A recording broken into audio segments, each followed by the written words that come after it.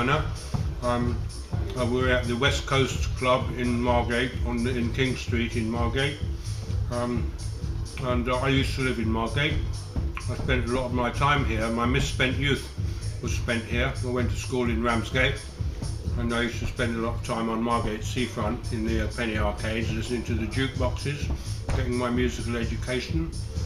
And then latterly I worked on the seafront. I had a couple of stalls selling Kiss Me Quick hats and buckets and spades and psychedelic paraphernalia and dark glasses. So what was your musical education on the Margate seafront? What sort of music were you listening to? Well, initially I listened to what was on the jukeboxes. I heard Earl Bostic playing Flamingo, and that was one of the most influential tunes to me. It made me want to play the saxophone, because Earl Bostic played the alto saxophone. Then there used to be things like Bobby Freeman, Do You Want to Dance, which Cliff Richard later did a cover of, which I found quite interesting. And also the Diamonds, a song called Little Darling.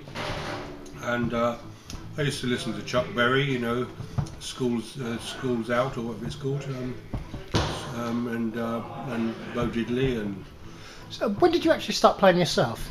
I started playing when I was about 17, after I was working in a factory in Sandwich, doing an engineering, working as a draftsman actually, doing a day release course to Canterbury Technical College, and I was very influenced by a lot of modern jazz really, you know, Miles Davis and John Coltrane and Charlie Parker. There were bands around here. There was one band called the West Coasters.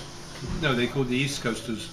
There was a friend of mine called Dave Corsby, played baritone saxophone, and a vibraphone player called Eric Greengrass, and I used to go and hear them playing all the time, and I thought, oh, I listened to Stan Getz as well.